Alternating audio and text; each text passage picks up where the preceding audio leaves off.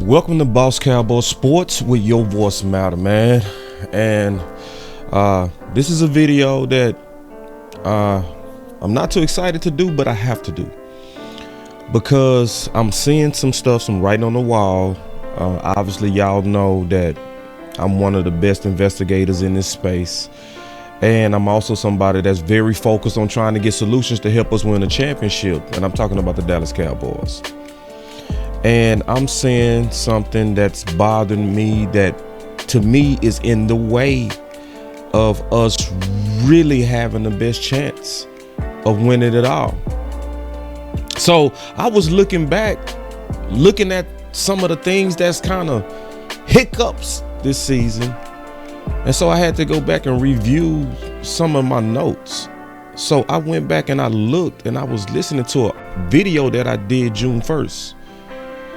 And I asked a question on this video. I'm gonna have a link in the description. Oh, matter of fact, I'm getting ready to play it now. I'm gonna play it. I'll play the whole thing.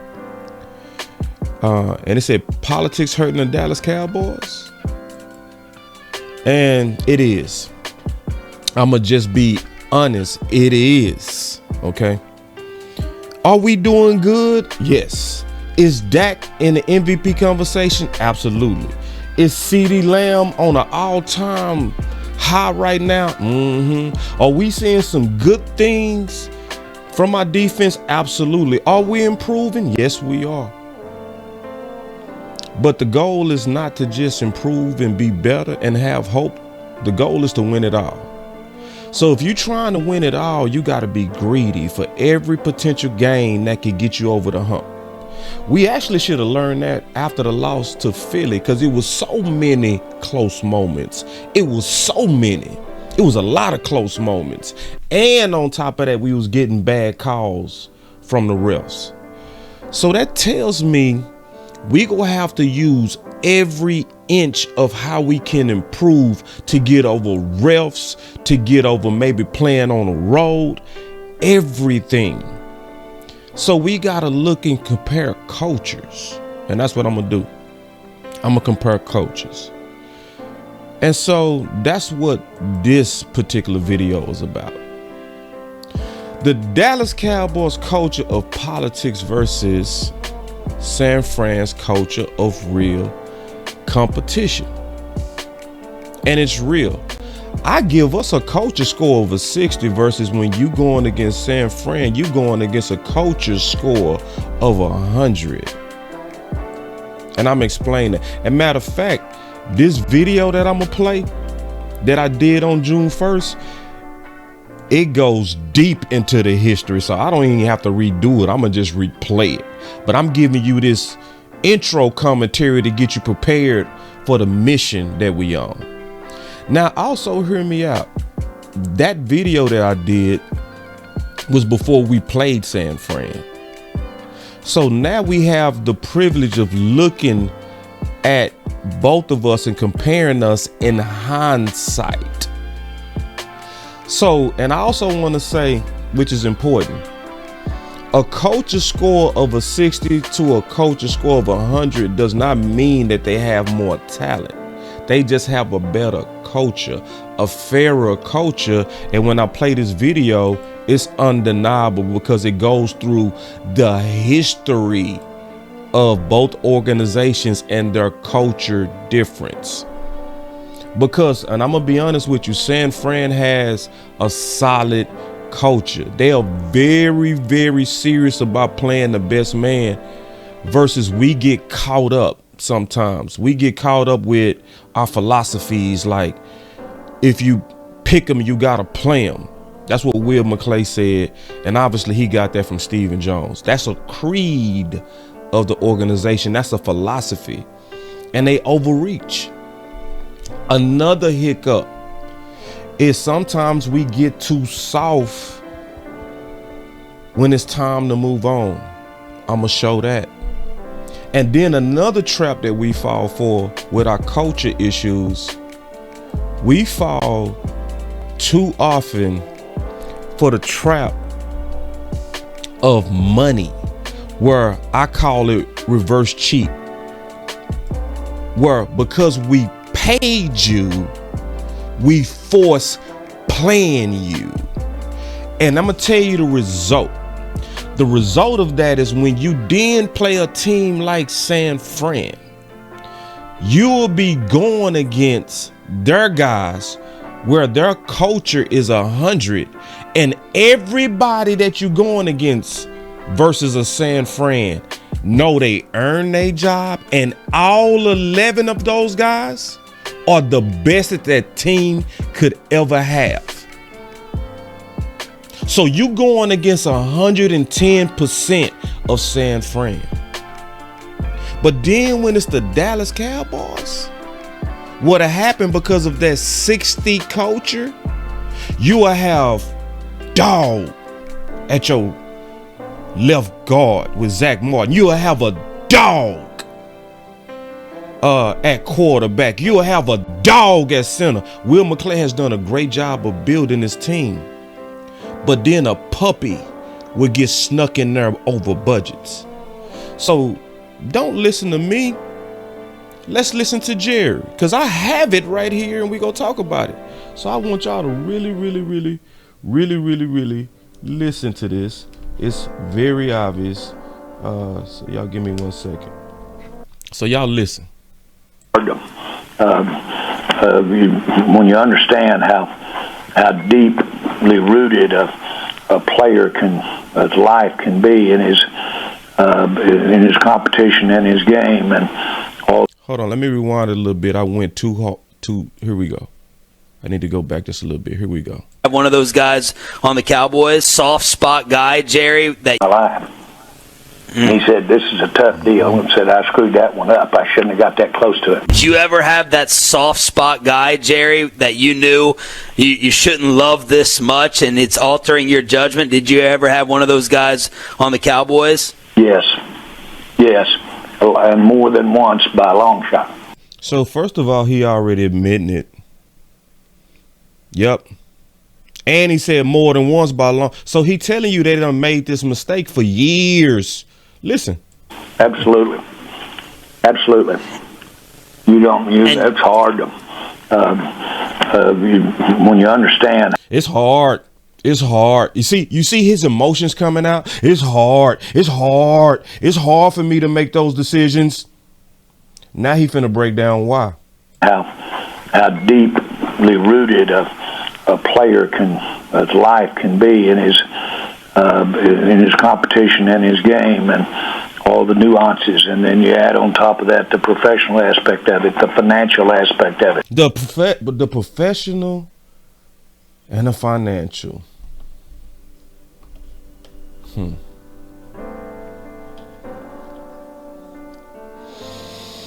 So this is let me give you a prime example of when that happened recently, right? This is very easy too. It happened in 2021. And I'm going to give you a prime example of going against San Fran or a team like San Fran in the playoffs, because it don't have to be San Fran, but going against San Fran, you going against everybody over to have earned their positions. They don't play the politics like we do. They don't. And when I play this video, you go see it. But let me give you this recent example. It's right here. Y'all remember when we went into the playoffs with San Fran? We had a dog at quarterback. We had a dog at right guard. We was having major success when we was running to the right. But what was the difference? Lyle was paid. So what did the Cowboys keep doing? What did he say? The financial aspect of it. They kept trying to force Lyle Collins out there. Do y'all remember versus the Raiders? They was playing musical chairs at right tackle. Yeah. It was because they didn't want to let go of the financial decision that they made. They paid Lyle Collins. And because they paid Lyle Collins, it didn't matter that he was suspended. It didn't matter that he was playing not like he was before his hip. We paid him You finna play, buddy. See, that type of stuff don't happen at San Fran. So what happened is we went into the San Fran game. We went into the San Fran game, and we could have had 100% of our best guys versus 100% of their best guys. Nah, we didn't do that. We took Steele at that time before his ACL was the best run blocker on our team, and it wasn't even close. He was better than Zach Martin. He was better than Tyron Smith. He was getting by far the best push on that right. But we decided to go to war in the playoffs with 90 going against a team that was committed to having 100% of their best guys on the field. And I see us, and I'm just being honest, falling for the same trap again. And the temptation is still there. Let me give you proof, because see, Brandon Cook just went off. Everybody knew he would if you gave him his targets. But Michael Gallup got the bag.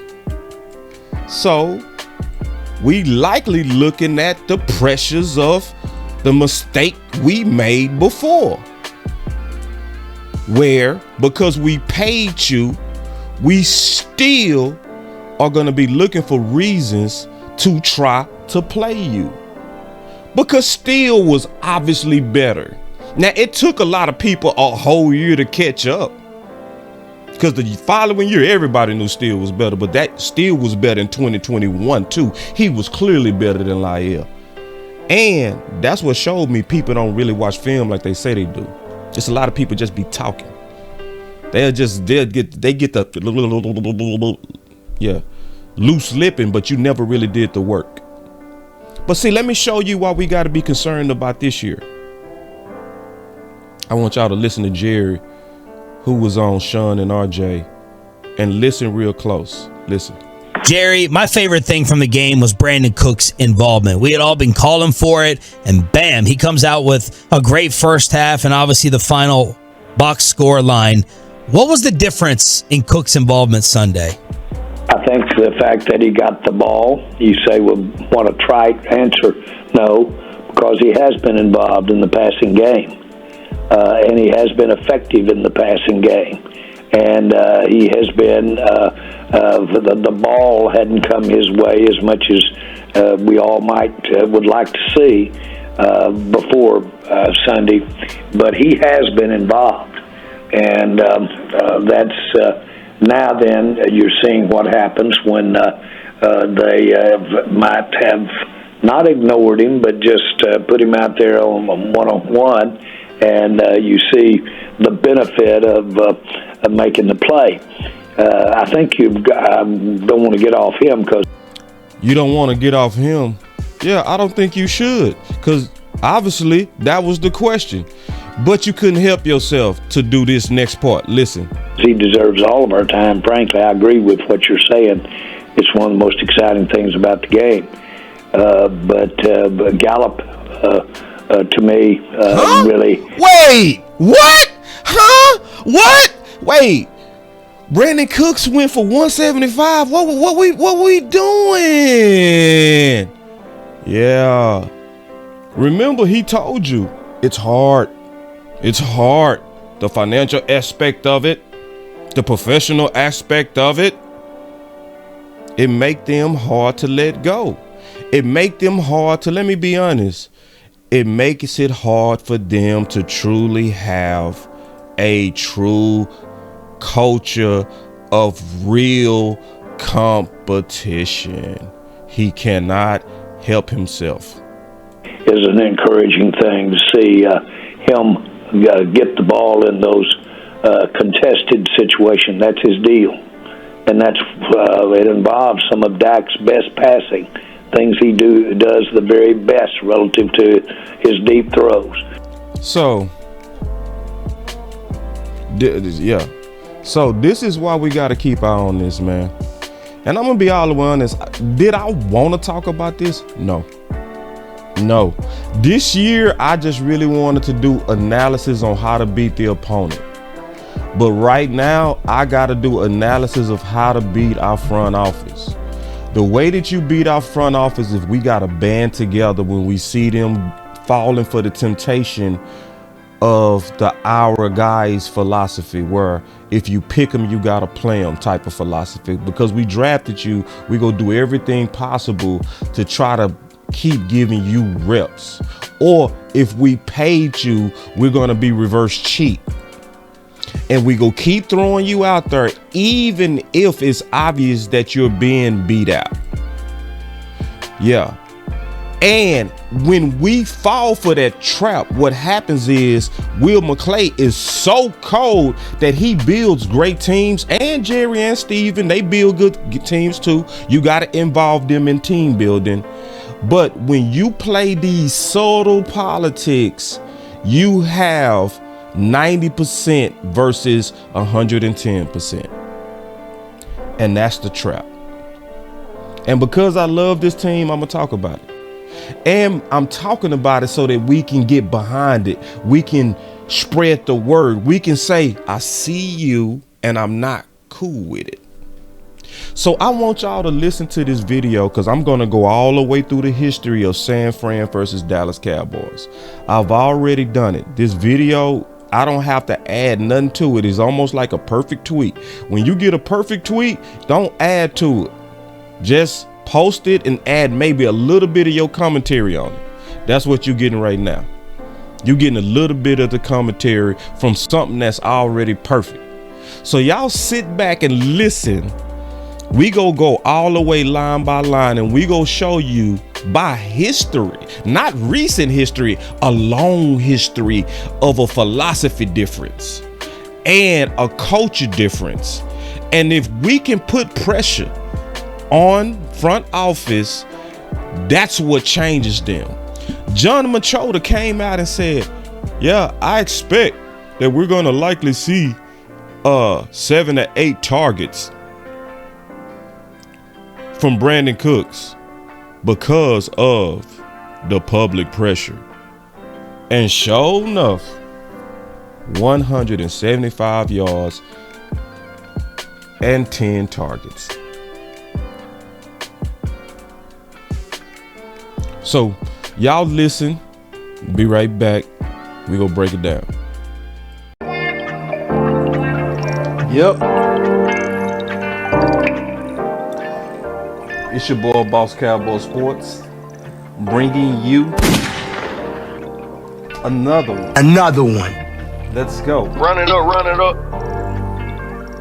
Yeah.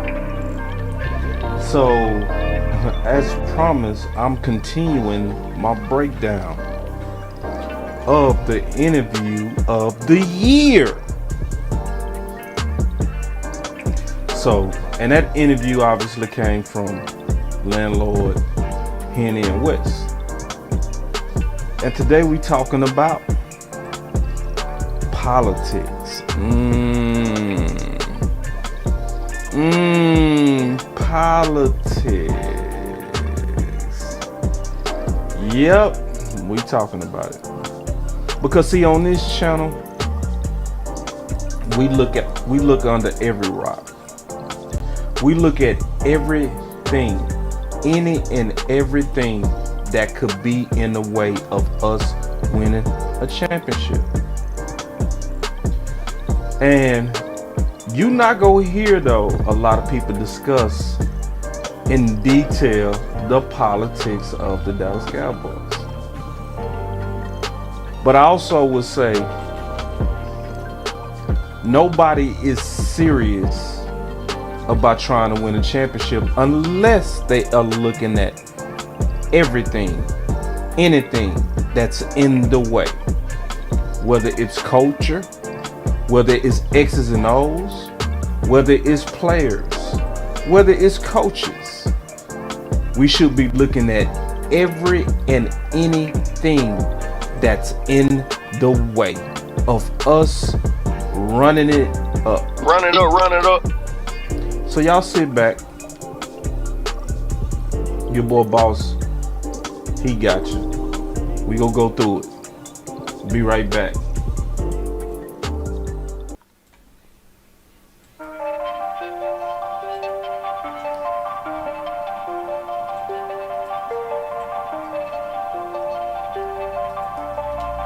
Come on in. Come on. Come on in. Have a seat.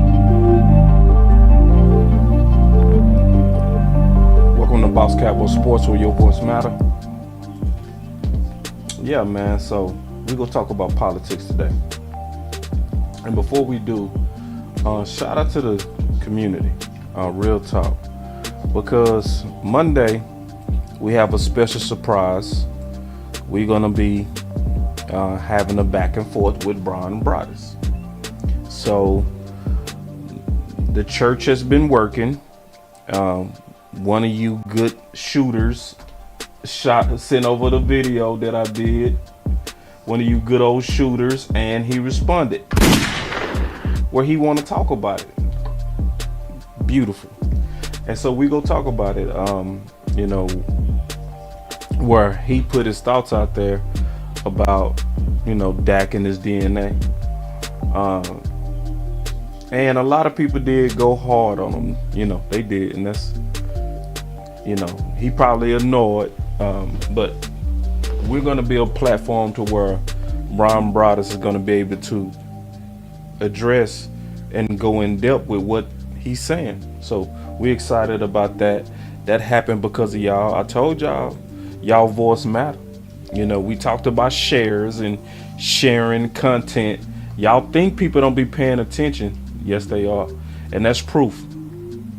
So that's going to lead to a obviously in-depth discussion that we going to have with one of the top insiders with Dallas and 105.3 The Fan. So it's going to be very, very interesting just to kind of watch all that play out. All right, so y'all give me 1 second. I'm still kind of setting up everything before we get into it. So I see y'all in the building. Gerard, Daniel, Steve, Sugar Daddy's, capital FSC, Mr. Day One. But I'm proud of y'all. That's where the community. So when we say share this content, when we talk about liking the content, and we talk about our voice matter, not just my voice, ours. Because I didn't share it on Twitter, y'all did. But it generated the conversation that y'all want to see, where we're going to be able to go back and forth with Brian. And we already locked it in. He's being real cool about it. We go see how it go. Maybe he's upset. Maybe he just want to give his point of view. Or maybe he just, having respect for the community like a lot of people have grown to do. And where he want to, go on our platform and talk about it. But today we're talking about the politics of the Dallas Cowboys.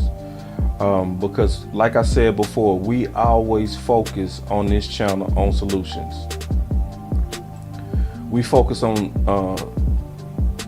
y'all give me 1 second. I need to correct one thing. Y'all give me 1 second, then we go kick it off. Y'all give me 1 second. I just need to correct the title. And once I correct that title, we go kick it off. I'm doing it now. All right. So that's corrected. That is now fixed. I got all that done. All right, here we go. Now back to what I was saying. All right. So when talking about politics, remember I said I was going to be breaking down multiple parts of the interview that happened with Jalen Tolbert. Okay. This is another part that you don't hear a lot of people talking about, but I'm going to dive into it because I know it directly affects our ability to win. So check this out. Let's get into it and we go talk about it. Listen real close though. Listen. Yeah. But I got one question for you on that, because that kind of transitions to what we was talking about, far as the learning curve that you had to take on. You said you only started playing in 11th grade. That's pretty late for most players. for you to like excel to the level that you got to and make that big time jump to get to the NFL. So what I know you was tapped in with South Alabama when I met you out there at the Senior Bowl. So what kind of advice do you give to the young people that's coming along like behind you, coming out of small schools, like to prepare them for that next level? What kind of advice you like to give them? The answer is going to be surprising. Good question. The answer is more surprising to me. Listen. I still talk to a lot of those guys now, even the ones that's playing, the ones just came out. I like to tell them, just pick any brain you can. Obviously, me coming out, I was, at one point of time, the second, third guy ever drafted from the school. So I didn't really have, a guy that kind of came back to the school and was like talking to me like, hey, look at this, or like, this is how the league works. This is, it's, the politics of this, or wait. See, we ain't gonna let that go over our head. Some people would have just let that go over their head. But see, he was talking about the things that you need to learn as much as possible. And landlord didn't push him for these answers either. He just said, hey, what's some of the things that, you wish you could have learned, going into the league. And he was like, basically try to learn as much as possible from everybody. Then he started talking about how it was hard for him because he didn't have a lot of people from his school to actually play in the NFL and be big brothers to him, to talk to him about the things that he got to learn as a professional player. So listen.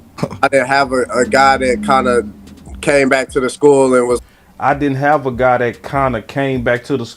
like talking to me like, hey, look at this, or like, look at this. This is how the league works. This is how the league works. This is how the NFL works. I didn't have no guy like that. That's what he's saying. But then he kept going. This is, it's, the politics of this, or the politics of this. See, from the abundance of a man's heart, his mouth will speak. So somewhere, because landlord didn't ask him tell me about the politics of the Dallas Cowboys. He didn't say that. He just said, hey, what's some of the things you wish you could have learned? And he started talking about, I wish I had somebody that could have taught me about how the NFL works. And then he talked about the politics. Unprompted, unpushed, unprovoked, came out on his own. Politics in the NFL. Now, it's a lot of people who already know that it's politics in the NFL. It's a other group of fans who believe that there's no politics. They just think that the best man always wins. They say stuff like, if he was so good, why was he drafted in the 5th round? Or why wasn't he drafted? See, when you say stuff like that, you make an assumption that life and judgment is always fair. And like Sugar Daddy said, it's the game within the game. Politics is in the NFL. So could he be talking about the culture that's currently with the Dallas Cowboys? Maybe. Maybe he could be talking about the previous regime. He could be talking about that regime. So Tolbert might not necessarily be talking about the leadership under Mike McCarthy, but politics very much is and was in the Dallas Cowboy organization. So let's take a look at a couple examples. We go talk through these politics, then we go talk about what it means from a culture, but most importantly, we go talk about how to fix it. So example one of politics came from the NFL Network with Jane Slater, where she was talking about what happened under Scott Linehan. So y'all just take a listen to this and we go break this all the way down. Here we go. With the Saints, but Cowboys news call. Hold on real quick. Let me fix this. Y'all give me 1 second.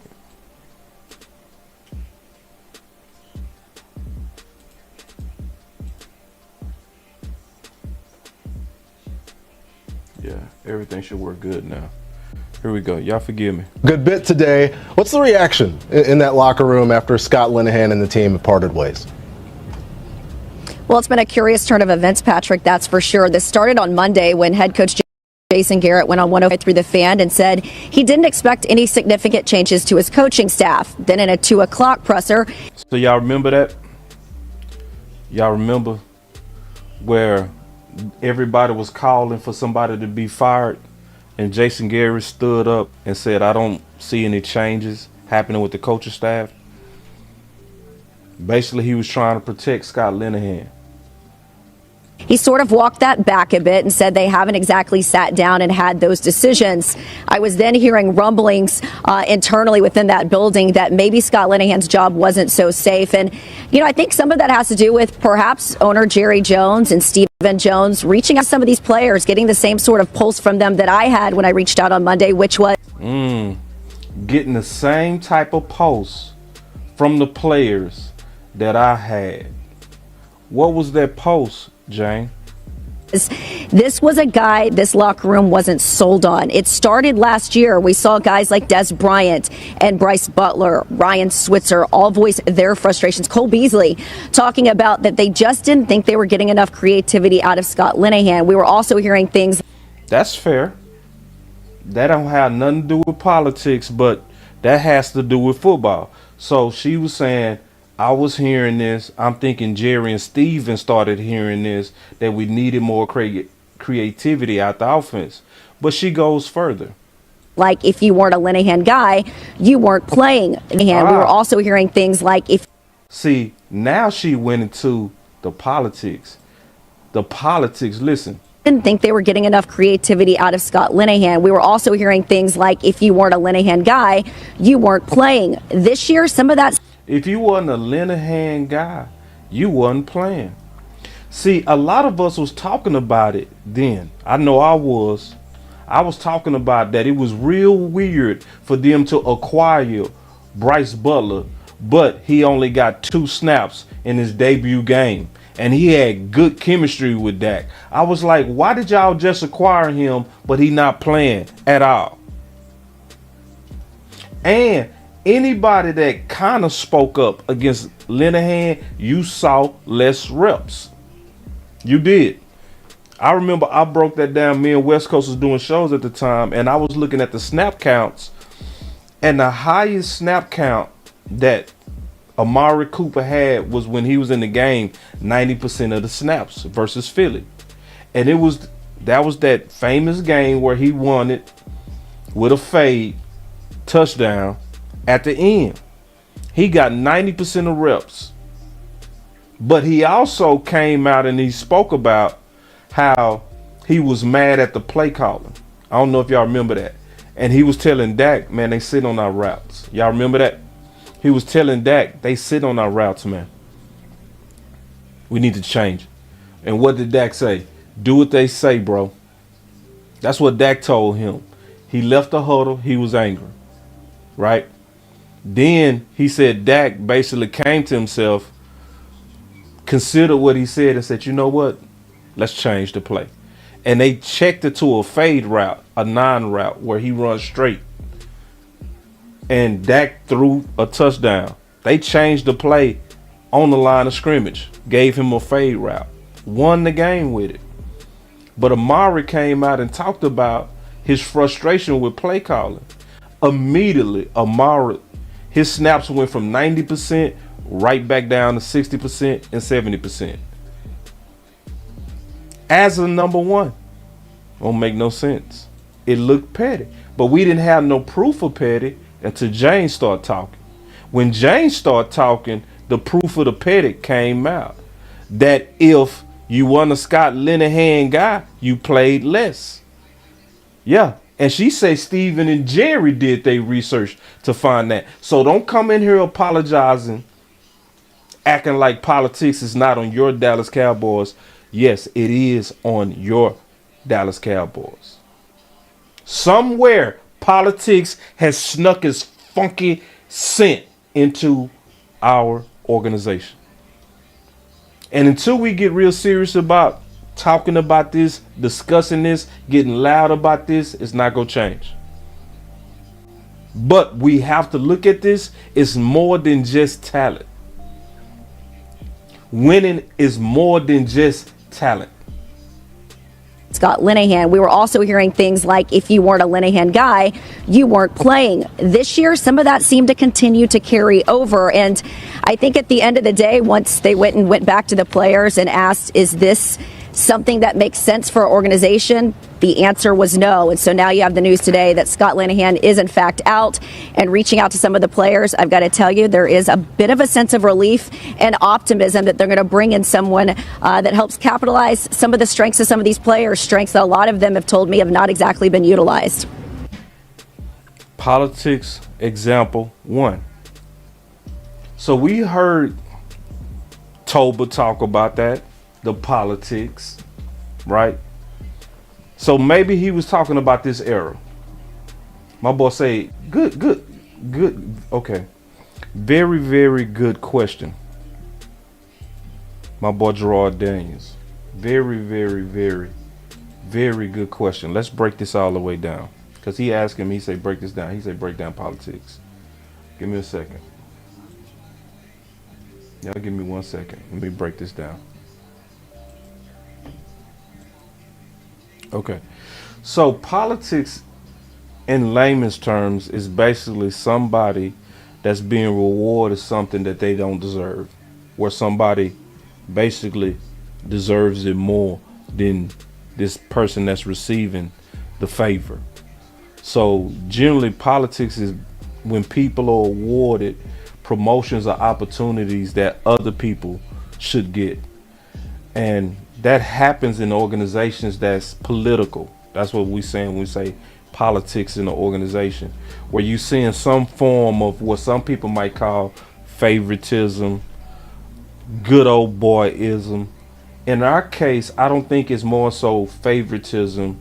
I think politics manifests itself looking like favoritism. It's more so stubbornness to a philosophy.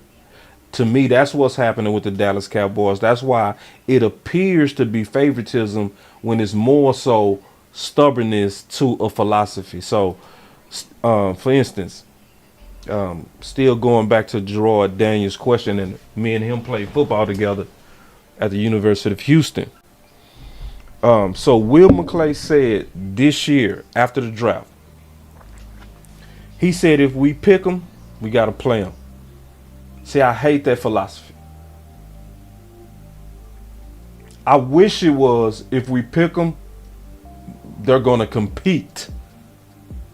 But to say because we picked them, they got to play, that's where you're forcing your philosophy and overriding competition.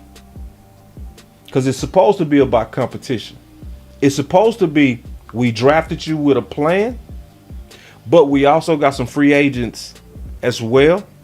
We go let y'all compete and we go let it play out. That's how your better organizations are run. But Dallas is not run like that.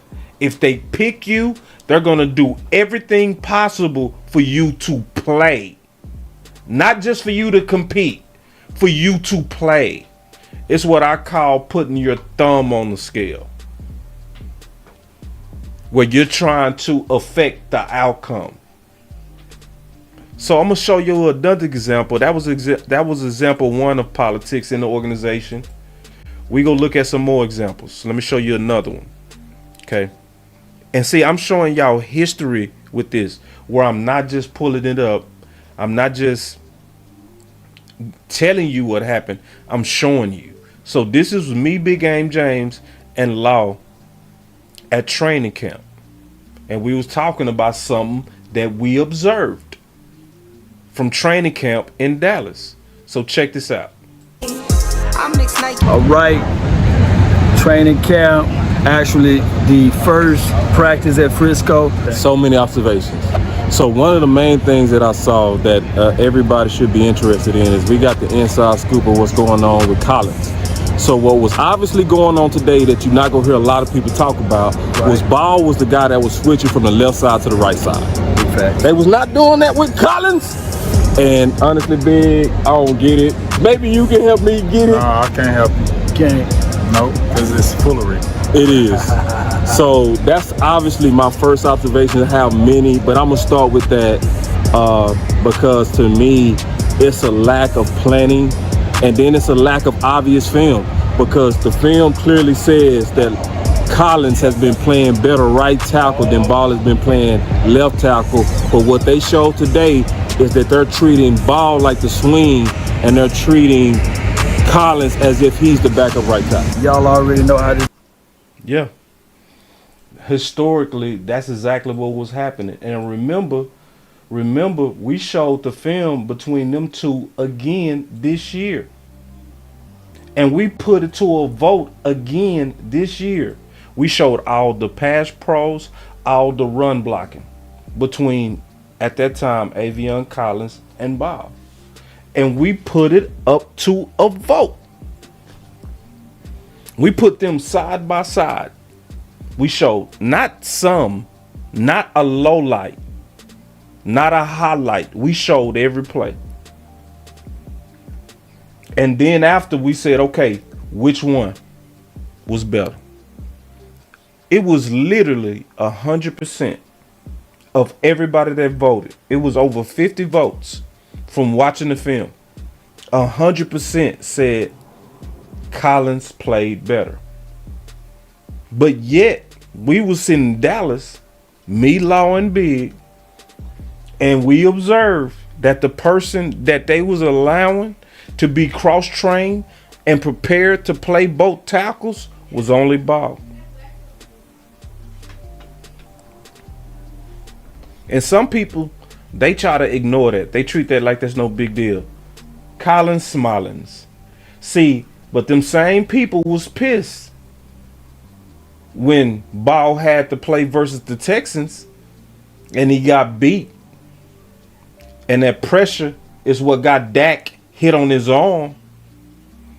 And when Dak was hit on his arm, it caused an interception. See, them same people who fit, man, why y'all making a big deal out of the swing competition? Because sometimes you need your swing to play. And the best man need to be the best man up and down the roster. And it was clear that they was managing that competition wrong. It had the smell of politics, and it stank.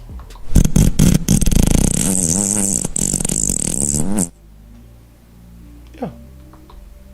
It stank. So 100% of us said Collins was better, but Collins only played the right side. Ball, and it's happening to this day. To this day. Even right now, even though Ball never played guard, he is starting over guys who have played guard, but so happen to have come in from the outside. I'm not believing in no world does that make sense.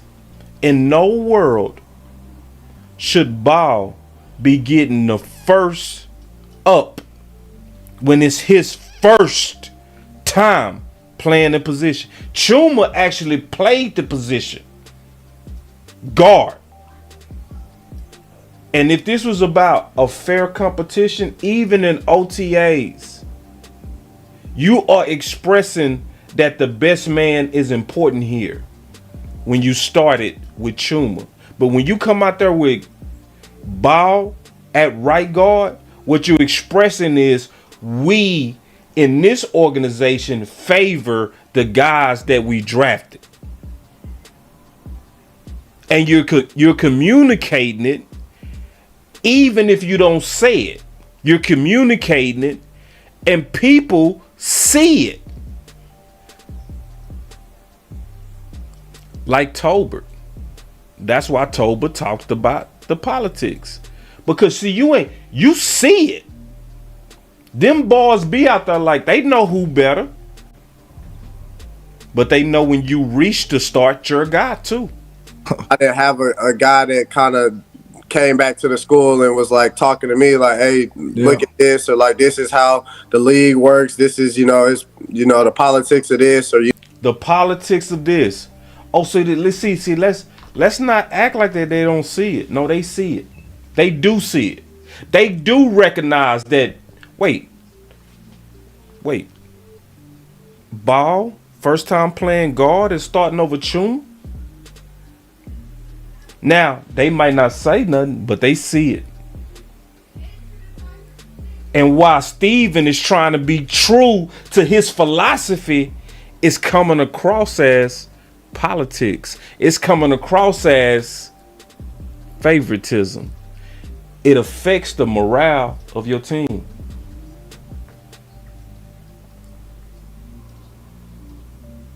So let's look at another example, because that was politics too.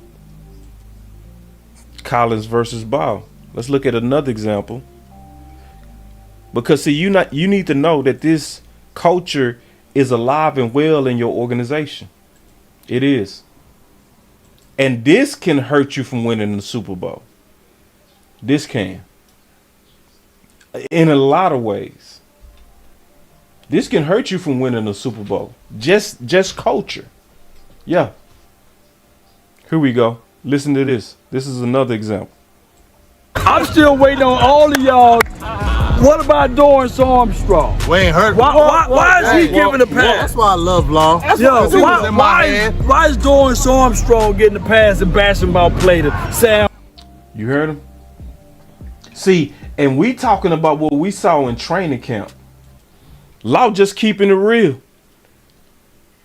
He's speaking his mind. He not with the shit. Let me play that button real quick. Bringing real back. He be speaking his mind. That boy with the shit.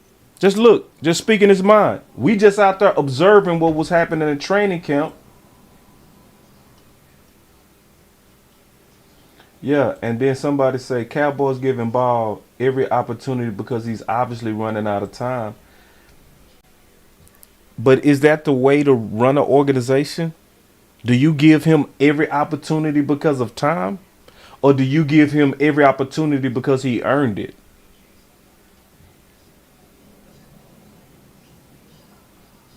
I don't think we should ever, in my opinion, keep trying to give people opportunities because of time. I'm going to give you opportunity based on what you've shown me. That goes back to the philosophy that they have. The philosophy in which they have is if we pick them, we go play them. Not if we pick them, we go guarantee that they at least compete. No, they like if we pick you, we go work to play you. That's why we always say on this channel, draft picks are treated like sons. People as free agents are treated like bastards.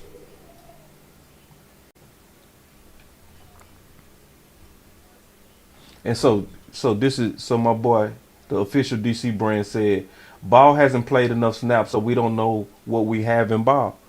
Exactly. So since we don't know what we have in Ball, why are we having him come out there first?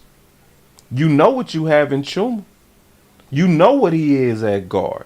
So you should respect that by having him start over Ball. Ball's supposed to be trying to take him out based on his play. Not we go just give it to you because we want to see what you got first. No. We need to, because we moving you from tackle to guard, we need to see what these guards got first. But listen to Law. He keeping it real. I'm still waiting on all of y'all. What about Dorrance Armstrong? We ain't hurt. Why is he giving the pass? That's why I love Law. Why is Dorrance Armstrong getting the pass and basketball play to Sam Williams, Dante Fowler, D-Law? We haven't even heard of a Dorrance Armstrong right now. Y'all let me know. Like bulletproof. Hey, listen, man. I'm figuring that. I'm trying to figure that out as well. Has he even got any snaps in the preseason? No. He ain't that good.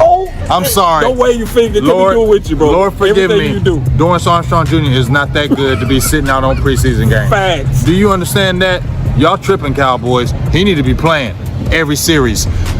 Cause hold up, come in here, boss. They got our starter Nelville Gallimore damn near playing the whole game, the first 2 games. Facts. So why the hell is Dorrance Armstrong Jr. on the bench? Can we talk about that, man? This is the final answer word. that question for me. Why is Nelville Gallimore playing all game but Dorrance Armstrong Jr. sitting? Well, there's got to be some political agenda with this. Well, there's got to be some political agenda with this. Dorrance Armstrong Jr. sitting. Well, there's got to be some political agenda with this. Now, Jr. sitting. well, there's got to be some political agenda with this. Well, there's got to be some political agenda with this. Now, granted, I hope that Dorrance Armstrong can show us and deliver, but Political agenda. And that's why we said last year they put Armstrong on bubble wrap. They treated him like he was D-Law or something. Like, we need to preserve you because you just so damn good. And we was peeping it. And we should talk about this stuff, man. We should talk about this stuff. Because to ignore this stuff is not putting your team first. I know a lot of people love the film that I did on picky paws and corners. I know a lot of people excited about a lot of the optimistic stuff that we have.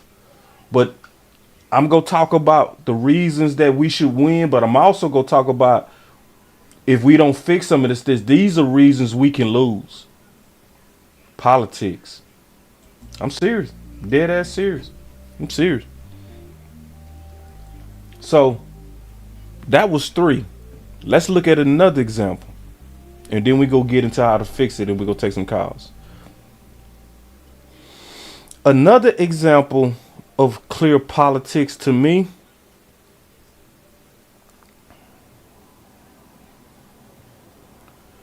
comes from watching the treatment of Amari versus the treatment of CeeDee Lamb.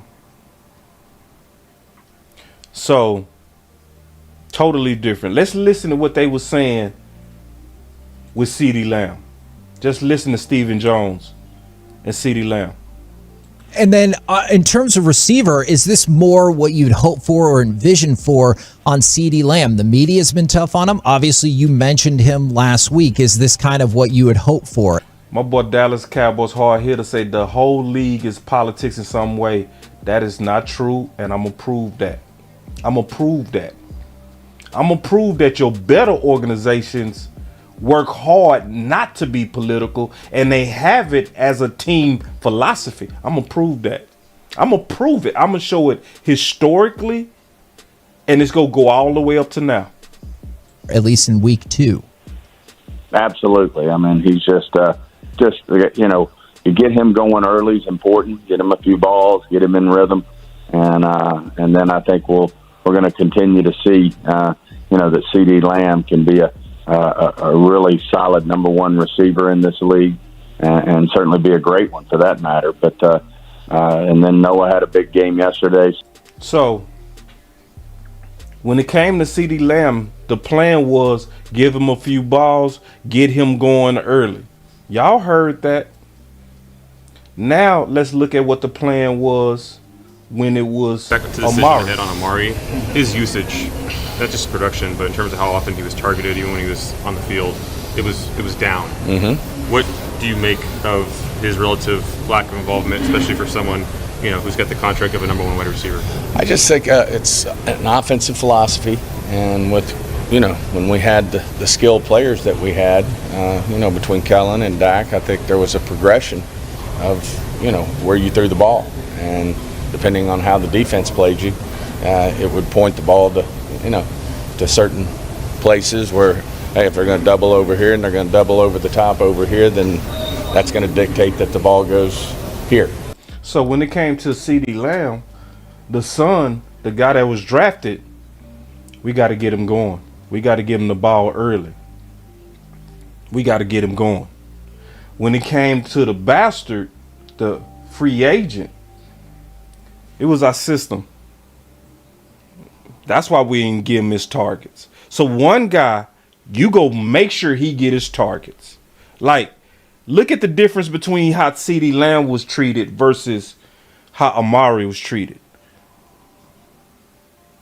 In October, Michael Gehlken talked about that CeeDee Lamb was the intended receiver on 33% of his team's targets.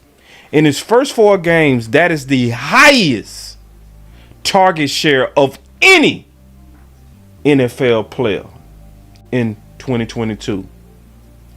Only ones higher than that was the Rams with Cooper Kupp, the Falcons with Drake London. That was it. In the whole league. So with Lamb, you knew and you fed him. With Amari, well, it's our system. So I think it's more of a system deal. It wasn't a thing where we just said, hey, we're not going to target Amari as much. Oh, it was a system. It was just a system. Hey, we wasn't trying to do him like that. It was just a system. So with one guy, we need to feed him the ball. And you do feed him the ball. The numbers say you fed him the ball. The film say that you fed him the ball. The target say you fed him the ball.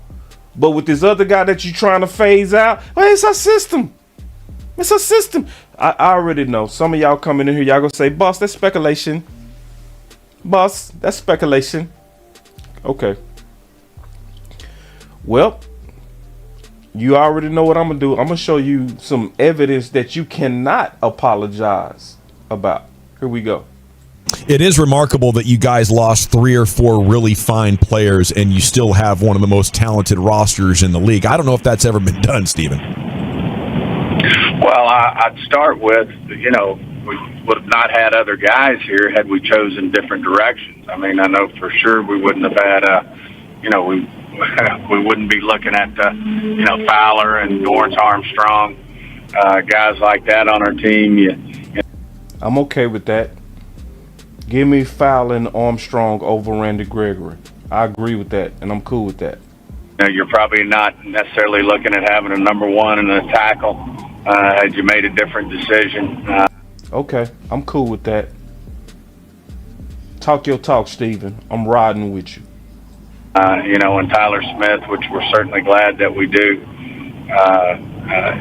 Losing both, losing Connor Williams as well. I mean, you certainly feel when you lose a Connor in the IL, you need to do something about that in the draft, and we certainly did with Tyler and thrilled with his progress. I'm cool with that. I'm very cool with that. Makes sense to me. He ain't told no lies. Obviously going to be our starting left tackle there day one. Some of those things, I think caused us to make moves that I think we'll look back on and say, hey, I'm glad we made that move. And certainly, if we keep Amari, I don't know that we're able to re-sign Gallup. What? Wait. Hold on. Let me make sure I heard that right. Keep Amari, I don't know that we're able to re-sign Gallup. Glad we made that move. And certainly, if we keep Amari, I don't know that we're able to re-sign Gallup.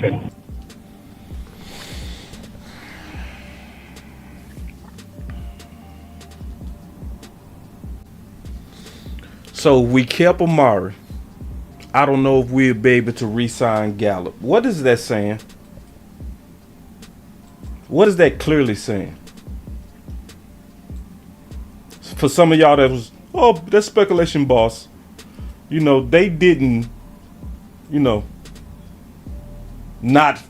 they didn't phase out Amari, boss.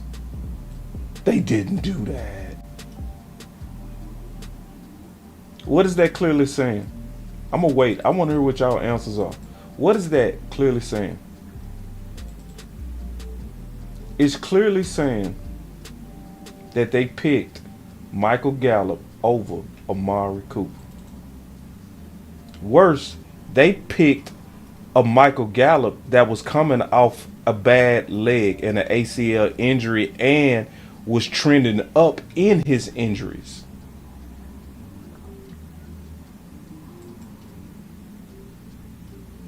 I don't care how much you like front office There's no logic to where they make sense. I don't care how much you like front office. There's no logic that makes sense. How long have we heard our whole life the best ability is availability? We've heard that our whole life.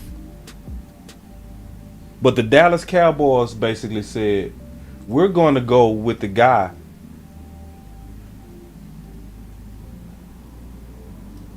that just had surgery in January over the guy that's completely healthy right now. And we have a choice to keep one, but we will have to let the other one go.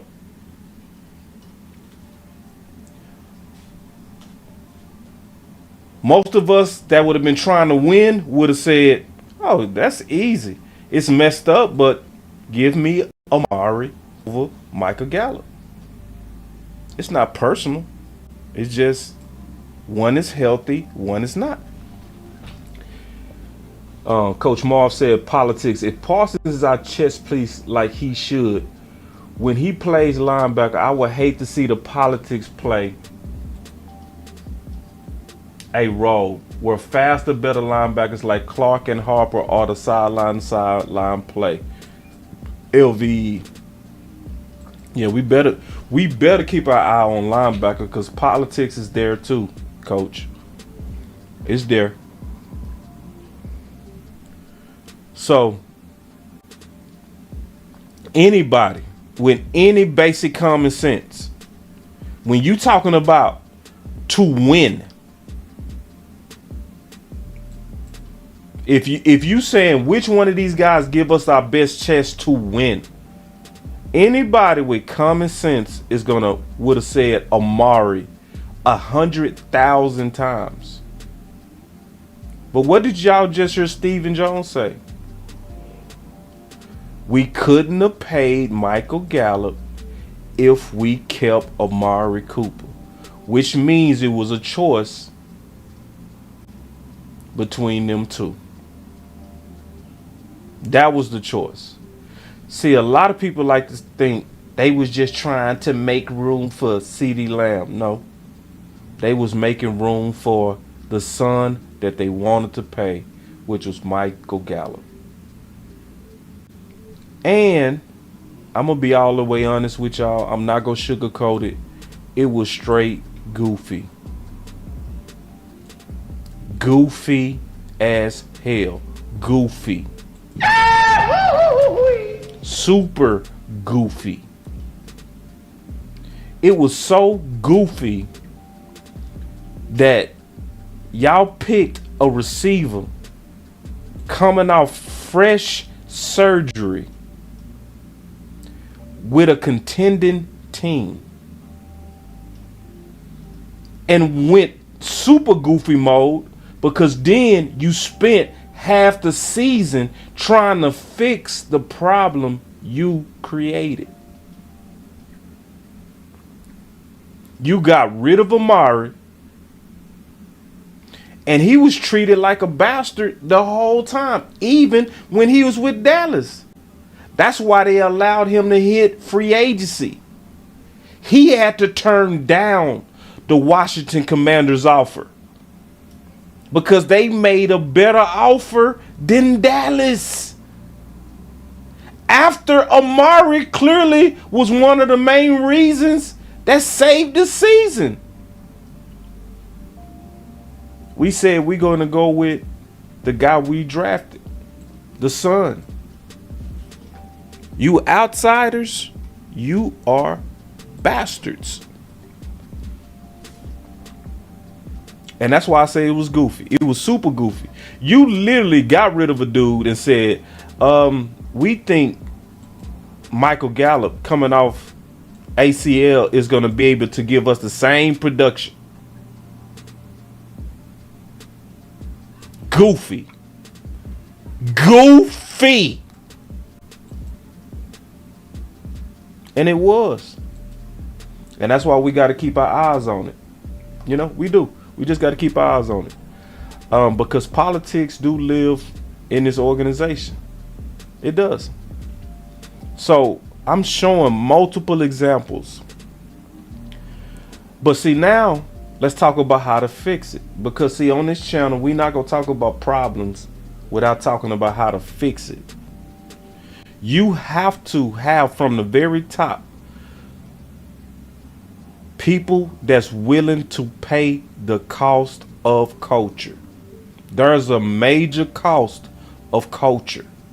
Somebody in the chat said, one of the executives of this channel said, it's politics in every team. No, it's some organizations that's very serious to be anti-politics. So and I'm gonna give you one example. San Fran. San Fran is one of the best teams in the league of being anti-politics, and they've been that way for years. It is a organizational philosophy to make sure the best man plays. Not if we draft you, we're going to play you. That's not their philosophy. Their philosophy is we'll draft you, you at least go get a chance. You go get a chance to compete, but we ain't guaranteeing you nothing.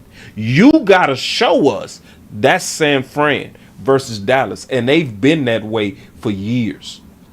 That's why you will see people that's undrafted free agents starting over there over guys they drafted, and they do it all the time. That's why Alex Smith was a #1 overall pick, led San Fran to 2 NFC championships back to back as a quarterback, was 5-1 when they benched him for Kaepernick, just to get a little bit better.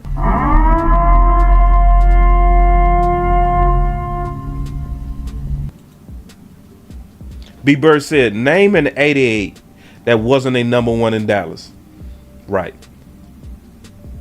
Exactly.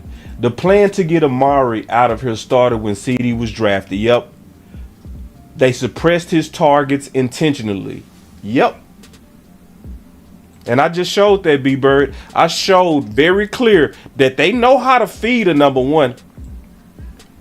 When it was CD Lamb, we need to get him going early. When it was Amari and they was phasing him out, it was our system. Not his fault. It was our system. Nah. And we got to talk about this stuff. We got to call it out. We got to share this type of stuff too. We got to make this echo through the nation. So let me show you the culture of San Fran. And just listen. Getting ready for the 83 season. Sits down, looks at me and goes, I think you can probably play another 6, 8 years in this league. Only going to play maybe 3 or 4 here. San Fran told one of their best offensive linemen, yeah, we see you having 6 years left, but you gonna only play 3. Excuse me? He says, yeah. He goes, you won't finish your career here. I just want to give you the heads up. He says, because I only want your good years. Bill had a philosophy. My players, I want... Bill had a what? Hold on. Bill had a what? Bill had a philosophy. Bill, oh, I thought every team had politics. Bill had a philosophy. Nope. Bill had a philosophy. And he stuck to it. Even with his greats. Listen. Bill had a philosophy. My players, I want them off my team a year before it's too late. Nobody left the 49ers through the 80s really, like chipper. Nobody. You name the name. They left in their minds too early. Is he lying? Do y'all remember the 49ers? See, B. Bird, see, me and you, we around the same age. Do you remember how all them greats used to always leave San Fran with a lot left in the tank? Or am I the only one that remember Clark still had some in the tank when he left? Montana had still some quarterback in the tank when he went to Kansas City. Ronnie Lott did too. See, their best, they send them on. They like, hey, bro. Hey, you got 6 years in you, but we gonna only do 3, and we gonna send you on to another place, and we gonna replace you. Will we do that to Witten? Nope. Even when Dak took over, Jerry was talking about Romo for 14 weeks. Oh my God. It's the culture. It's a different culture. San Fran they pay the cost of culture, and it's expensive. You got to be willing to walk away from your best. You got to be like a general. You got to be almost heartless when you are putting a team first, meaning all these guys that you know are warriors, you have to divorce it and say, you know what? I love Ronnie Lott. I love Jerry Rice, but we got to trade him while we can get something for him. Unfortunately, that's what we got to do. Is he good enough to retire here? Yes. But is it best for the organization for him to retire here? No. So we got to make that hard decision. That is the cost of culture, and it hurts. It don't feel good when you are an owner or a coach and you got to send men away that gave their hearts to the team. And you got to do it almost every year. Listen. Just nature of Bill. It was difficult, but it was masterful. The nature of Bill. It was difficult, but it was masterful. Listen. He pulled me in and said, I don't know if you can make the team this year. And if you do, I want you to take half salary because you won't be playing that much. When you hear the way he was thinking about you, it hurts you a little bit. For a couple years after I retired, I was mad at him. He would sort of sever relationship. I know that had to be really hard for him. He had to sever relationships. Because I know he really cared about people. That's the cost of culture. Jamison Taylor, take care, man. He said he got dialysis tomorrow. Get you some rest, man, and good luck with that dialysis. Take care, my brother. And it must have been really important to him to win. It must have been what? Because see, he had to pay that cost. Because she was basically talking about her dad saying he liked people. He was a people person. But the cost for them to win all those championships, they had to be willing to let certain people go. And their best guys. He really cared about people. And it must have been really important to him to win. Being around it and watching him, I realized that his pursuit of greatness was bigger than me. Listen to that running lot. He said, being around him, I realized that his pursuit of greatness was just bigger than me. It was just bigger. We don't have to be political. We don't have to accept it. We don't have to say, well, other teams do this. No, the teams that been going farther than us don't have the culture that we have. That his pursuit of greatness was bigger than me. You don't win that many championships unless you do that. You don't win that many championships unless you don't do that. Do what, Mr. Lott? Do what? unless you're willing to pay the cost of culture. You don't win a bunch of championships, according to Ronnie Lott, unless the leadership is willing to pay the price of culture. The price of culture is being willing to walk away from people that you once loved for the business of football. Yep. Collins over Steele was nothing but politics. Yep. La'el Collins over Steele was nothing but politics. Facts. But let's keep going real quick. That many championships, unless you do that. It hurt, but at the end of his life, it hurt him too. Listen. It hurt, but at the end of his life, it hurt him too. He paid the cost. See, you don't have all them championships. You don't have teams willing to go year in and year out back to the ultimate dance. All the men together walking lockstep. You can't get men to buy in to that level unless the culture is right.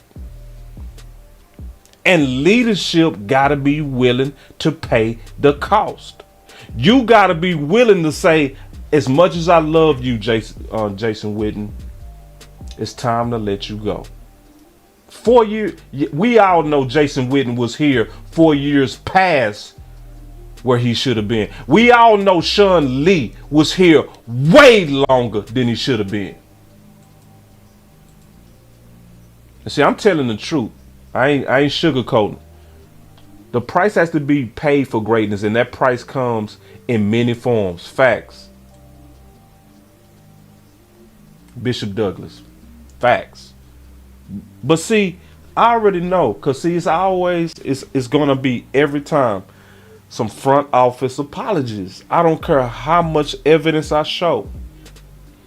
It's always going to be some people that's going to try to find a way to get Jerry Stephen back. It's just in them. They go always try to find a way. So I can already see what they're saying right now. Boss, what does San Fran have to do with Jerry? What does San Fran have to do with Dallas? San Fran is over there. The Dallas Cowboys is over here. You talking about culture as if Jerry Jones could have been influenced by Bill Walsh. Boss, Bill Walsh and Jerry Jones never talked. So what are you talking about? We're the Dallas Cowboys. We are not San Fran. Well, hold up. Jerry, we grew up on this upcoming game on Sunday. This is Madden and Summerall and Steve Young and Jerry Rice and Irvin and Haley and Dion. When we say the name, the team, the San Francisco 49ers, what immediately jumps to your mind? I remember sitting out in the stands. So he talking about the 49ers. And B-Bird said Witten came back to break Dez record. That's what I'm saying. The politics, exactly. We all knew that.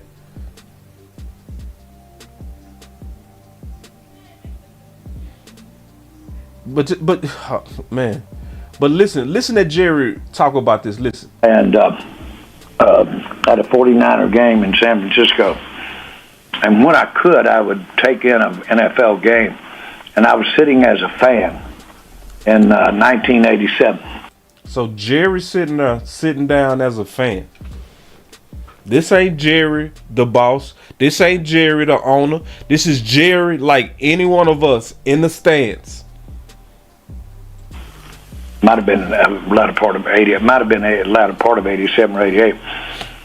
Watching the 49ers play, had my shirt off. Jerry sitting out there with his shirt off, swagging. A fan. Basically, I was every day. I'm rocking with my shirt off. I'm feeling myself. My muscles looking good. This young Jerry. Listen. There. And just enjoying it as a fan, but enjoying it as a wannabe more involved in the NFL. I remember a great friend of Bill Walsh's. A great friend of Bill Walsh's. Let me keep listening, because this might tie into the culture of San Fran. Taking me out to see in '88, a year before I bought the Cowboys. And he took me out to see Bill, and Bill spent all afternoon, not an hour. He must have spent 4 or 5 hours. So Bill Walsh, the same guy that I was showing and talking about, who had to pay the cost of culture, is who Jerry was sitting with for hours before he bought the Cowboys. And Bill Walsh was teaching him important lessons about running a football organization. Let's listen to what he was telling him the most important lessons were. With me going over nuances of pro football. That was before I ever really knew that the Dallas Cowboys were going to be for sale, but I wanted to be involved so bad. And he told me, he said, the one thing you can't do is socially get involved as a coach with players.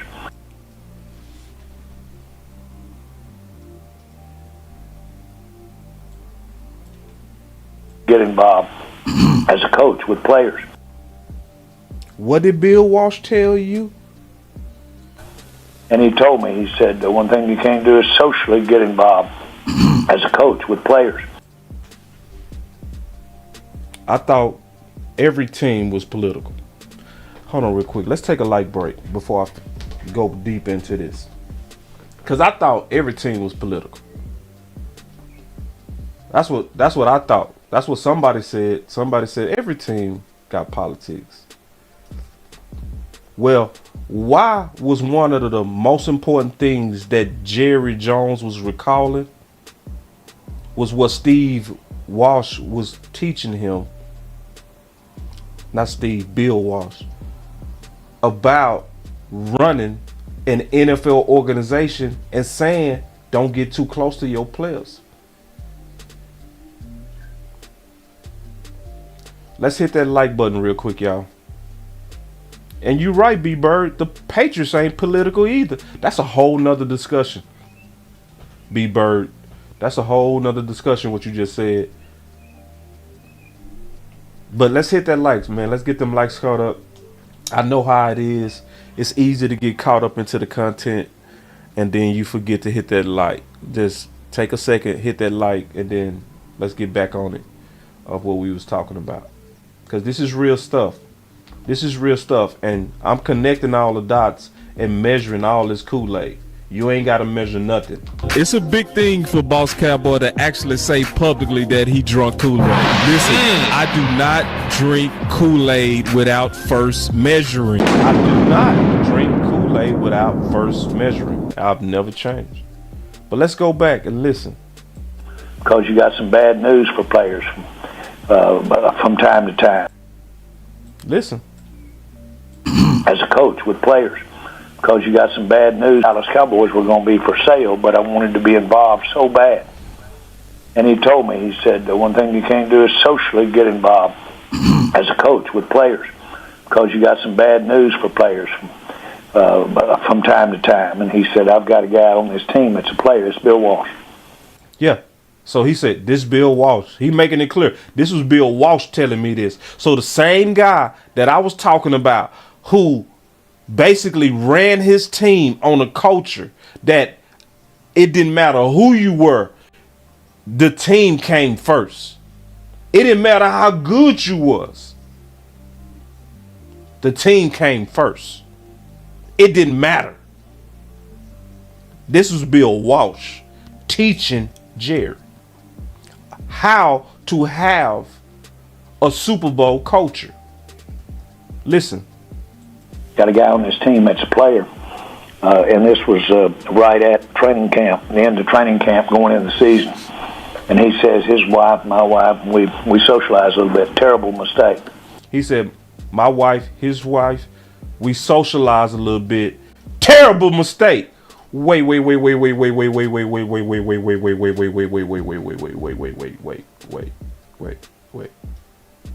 Your wife was cool with the wife of the player. Not you. You just said your wife. But yet Bill Walsh still called it a terrible mistake. Getting too close. His wife. And he was like, big mistake. I messed up on my culture. I messed up on my philosophy. Even allowing my wife to get too close. Because every time I see him in the hallway here at training camp, he looks me right in the eye hard because he's on the bubble. And he's trying to see if I'm going to cut him. And he said, I'm going to cut him, and he's not going to like me for the rest of my life. He said, I'm going to cut him, and guess what the cost is? That guy's not going to like me for the rest of my life. The cost of winning culture. The cost of not having no friends.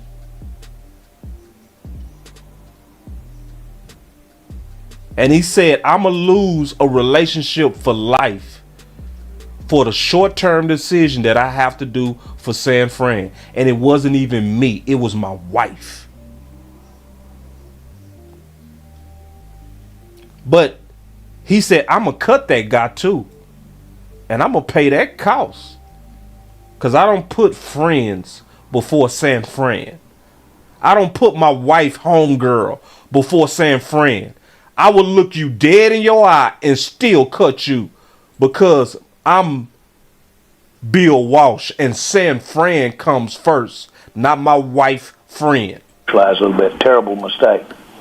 Because every time I see him in the hallway here at training camp, he looks me right in the eye hard because he's on the bubble. And he's trying to see if I'm going to cut him. And he said, I'm going to cut him, and he's not going to like me for the rest of my life. And he said, this is a tough deal, and said, I screwed that one up. I shouldn't have got that close to it. Did you ever? This is Bill Walsh talking to young Jerry. Young Jerry. This Jerry from 1985. Ever have that soft spot guy, Jerry, that you knew you shouldn't love this much and it's altering your judgment? Did you ever have one of those guys on the Cowboys? What you think Jerry said? Now, he just talked about Bill Walsh sat down with him for 5 hours, and one of the most important things he told him is don't get too close to these players. Sean asked him, okay, you heard that from Bill. Has it affected you? Have you gotten too close to some of these players before? Shouldn't love this much and it's altering your judgment. Did you ever have one of those guys on the Cowboys? Yes. Yes. And more than once by a long shot.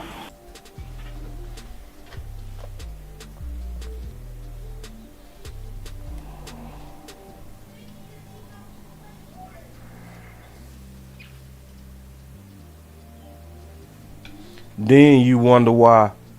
Then y'all wonder why we listen to Tolbert and all of a sudden he just say unprompted. One point of time, the second, third guy ever drafted from the school. So I didn't really have, a guy that kind of came back to the school and was like talking to me like, hey, look at this, or like, this is how the league works. This is, it's, the politics of this, or you need to know. Why is Tolbert just unprompted bringing up politics? Because his owner not willing to pay the cost. That's why. That's why. He asked him straight up. Let's listen one more time. Hi, Jerry, that you knew you shouldn't love this much and it's altering your judgment. Did you ever have one of those guys on the Cowboys? Yes. Yes. And more than once by a long shot. Absolutely. Absolutely.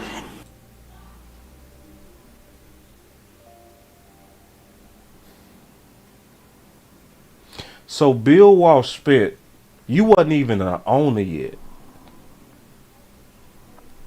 He wasn't even an owner yet. And Bill Walsh spent 5 hours teaching him championship philosophy.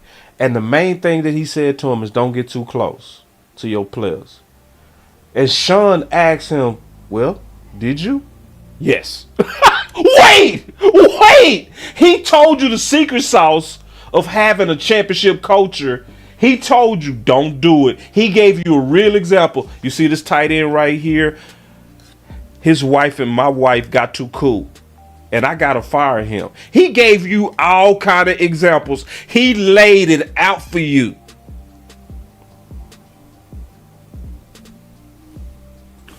That's hard to,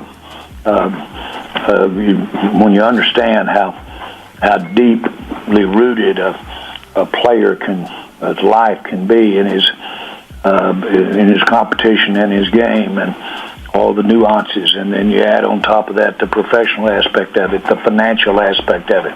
See, he talking about all his weak spots, basically watching these guys grow. See, y'all heard B-Bird say Lyle Collins was oversteer. What else did he talk about is a factor that can weigh on his emotions, the financial aspect of it. Y'all, I didn't say it, he said it. I didn't say it, he said it. Boss, you're speculating. I didn't say it, he said it. Boss, come on now, have some faith. Oh, here we go. I show you exact evidence of him saying out his mouth that financial is also what gets me. So for those of y'all who was thinking, why didn't we start Steele over Lyle? Why? Financial. In his competition and his game, and all the nuances, and then you add on top of that the professional aspect of it. Yeah. So that also means Jerry has a weak spot for professionals. Professional players. So he's saying, and he asked him, has this trait gotten you, Jerry? He telling you. He telling you. And some of y'all go steal cap for front office, even though he's saying it. It's not me saying it. He's saying it. He telling you that he didn't listen to Bill Walsh. Financial aspect of it. I mean, hell yes, it's tough stuff. He gave you a hell yes. He didn't just give him a yes. He was like, hell yes, I make that mistake. Not just yes, hell yes, I still make that mistake. And it's the same.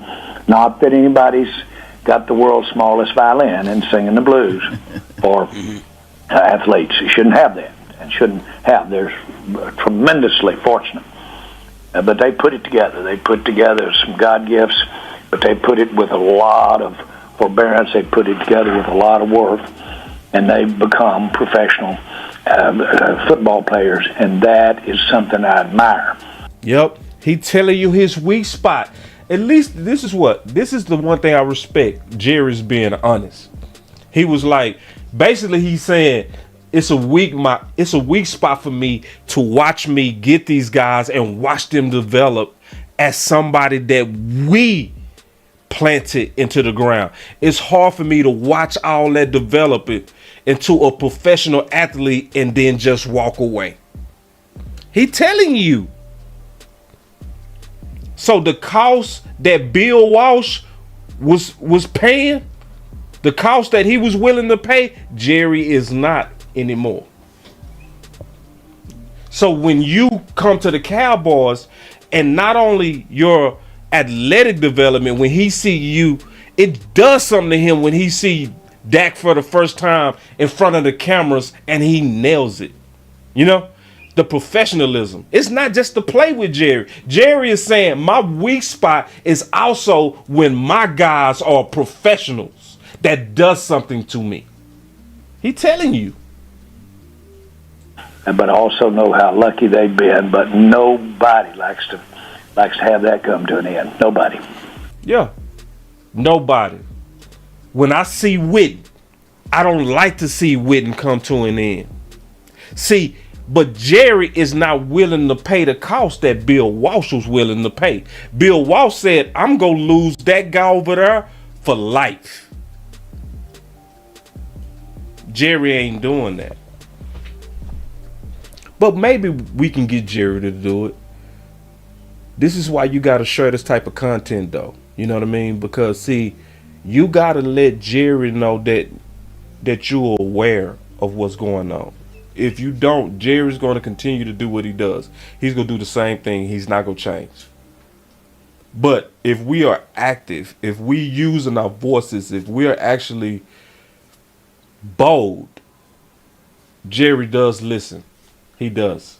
This is why we can't just be a channel that just show up and listen like most people do with churches. They just go up, they go to a potential church and they just listen. Most of the people are not active. They just listeners. They like the sermon. They like when Boss Cowboy exposed politics. They like that. But that's not enough. Like, we got to develop a whole nother habit. The only reason that I have an interview with Brian Broaddus on Monday is because y'all shared my breakdown yesterday. I did not share it. Y'all did. He saw it and he said, I want to go on Boss Cowboy show and talk about it. But that didn't happen because of me. I didn't call Brian and say, hey, Brian, I want to book you. Hey, I'm a fan of you. Brian, I've always admired you and your content. Can you please be a guest of Boss Cowboy? No. He got a random share from somebody that said, check this out, Brian. This guy named Boss Cowboy is making some points about what you said. Check this out.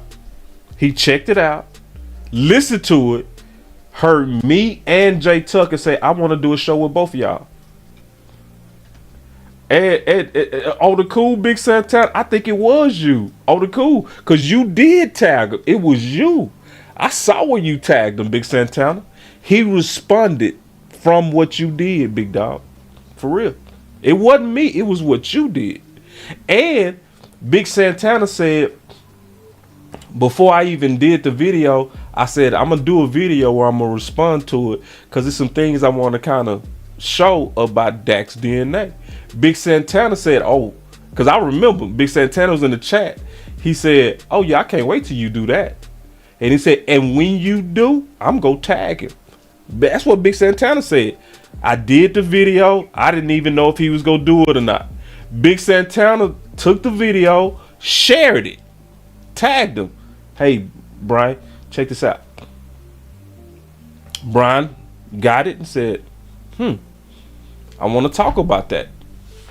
Now, we sitting down Monday at 8 o'clock. So when we say get active, that's real. We're not just talking. Share, we're not just talking. Even if they don't respond, you still want to share. Because guess what? Jerry might need one more reminder about his talk with Bill Walsh. He might. And he might change. But going to church and just listening is not enough. I'm going to just say it like that. I appreciate the subs, but we want supporters and subs. Supporters over subs. Yeah, and see, this is real. Check this out. Check this out. This is real. He said, respect Broaddus, but I think he had a bad take, and I use my voice through you. That's real. Yeah. That's why I say it's all of our voices. And see, this is the thing. We are, well, I ain't gonna say all, but a lot of us do respect Broaddus. That's why, did y'all see me yesterday hit him with the... Oh, you see this guy? See this guy? Number one bullshit guy. He do the wee woo wee woo. Did he get the wee woo button? Nope. Did we give him the... It's all fake news. It's phony stuff. It didn't happen. Nope. We didn't give him that one either. We didn't hit him with the... You are fake news. You know why? Because it's about more so the character of Broaddus. It wasn't about was he right. It's more about that he has proven over time that if he is wrong, that he's willing to change. So when you show you like that, real men and real women not gonna beat you up for having a take that we don't agree with. That's why he didn't get hit with the... It's all fake news. It's phony stuff. It didn't happen. I addressed it, but never did I point at him and talk about his character. Never. Because to me, he has proven his character over time. To me. Because I think a lot of us get caught up, and I'm just being real, in do I agree with you or not? No. It's more, because like, for instance, I say this all the time, but I mean this. When I hit this button, it is serious. Every time. That is never for sure. When me and the OC go at it, it's real. It's real. Because we're seeing something different and we debating it out so that the truth can come out, and then one of us is going to adapt to the truth that came out from us debating. And so when I saw Brian Broaddus is willing to change once he see it, then it's like, well, I'm not attacking him. I'm just attacking the thought. Because him, he good. Because if he wasn't good, I ain't scared to hit him with nothing. Oh, you see this guy? See this guy? Number one bullshit guy. He do the wee woo. I hit him with all these buttons all day to his face. But it's, to me, it's like, nah, I'm not gonna be tripping at your take at you. That's I'm not gonna handle it like that. And then when we talk Monday, the only time it could get gangster is if he tripping. But if he, like he usually is, where he going back and forth, you know, he might not agree with you. But if we just going back and forth on something we might not agree with, but we respectful, I'm gonna be cool. But you know, if he try to turn up, y'all know Boss is ready to turn up. Y'all already know. All right, so obviously, I just played the whole video. It's undeniable because it's a lot of people, even that video that was like, Boss, come on now. Every team has politics. Yeah, if you watch the whole video, you know that's a lie. You know that's a lie. You know that it was a heavy cost to pay to be the type of team to where the team is truly first and it's all about real competition. So the real cost is the Dallas Cowboys is going to have to get out of mom and pop football mode. This is what I mean. They run the football team like a mom and pop organization. They want to lead you and be friends with you at the same time. The biggest warning that Jerry Jones ever received was from Bill Walsh, who told him directly to his face, don't get too close to your players. He's still not doing it. That's why you see him, Brandon Cooks will go off in here, but Michael Gallup can't help it. So because he can't help it, we got to do our part. We got to then say, okay, since you struggling with the hard decisions, we're going to put pressure on you to do what's right. So the way that you do that is when you see a video, especially this well put together, share it, like it, tag media people, tag the Dallas Cowboys, put this in every group, everywhere you can share it. Do your part. Do your part. Because see, they done already let it be known. And let's just think about it, man, because it's real simple. Because see, the sad part is some of us really think that Mike McCarthy is just evolving. We over here like, Mike McCarthy, you know, he's finally, you know, just figured out how to give CeeDee Lamb the ball. Mike McCarthy, he finally realized how to get Brandon Cooks the ball. Nah, it's none of that. Nah, it's you. See, it was public pressure. It was a lot of people saying, what's going on with CD not getting these targets? He was getting them last year. Now all of a sudden y'all want to spread the ball around on his contract year. See, when everybody was saying that together, guess who began to get his targets and now is on an all-time pace?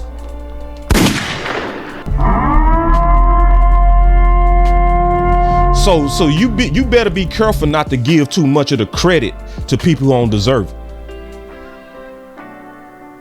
Because I'm going to be honest, a lot of y'all not ready for this, but Mike McCarthy and Dan Quinn are puppets. You cannot work for Jerry Jones and Stephen Jones and not follow the creed that they want. It ain't gonna happen. All of a sudden, it's pressure, 1,000 questions on what's going on with Cooks. We saw him killing training camp. Man, hold on, it's week 8. And y'all still ain't, and then all of a sudden, and then people will come out and say, oh, yeah, our offense is just, it's starting now. Offense is starting to come around. It's starting to get there. No. It always had the capability to do what it's doing. Our offense always had it from game 1. You just needed to get the ball to your best guys and stop playing your games. And we got to keep our eye on it. So I would say, man, definitely like this video. Definitely share this video. But more importantly, we got a lot of work to do, y'all. It's just what it is. Did I want to talk about this? No. No. But I'm doing it because I love the team. And I see the trap that we falling for. And because I love the team, I'm going to do videos on how to fix it. What we got to do is then we got to spread the word and we got to keep pushing it and we got to keep our on it. You can see that they had the same temptation that they had with Lyle Collins versus Steele. It's the same temptation. Yeah, when Cook's name is brought up from playing great and you just can't help but bring up Michael Gallup, yeah, that means you better keep your eyes on it. You trying to date your lady and she keep bringing up her ex, you got a problem, dog.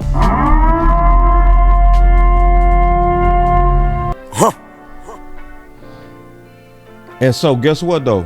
Michael Gallup is actually better because he got benched. He ain't dropped not one ball since he got benched. And that's what Jerry and Steve and them need to realize, is that the more you try to protect these guys because you paid them or because they was drafted, actually the worse you make them, because guess what happened? They get entitled. Lyle Collins was a monster until you start showing him he was favored. He lost his hunger.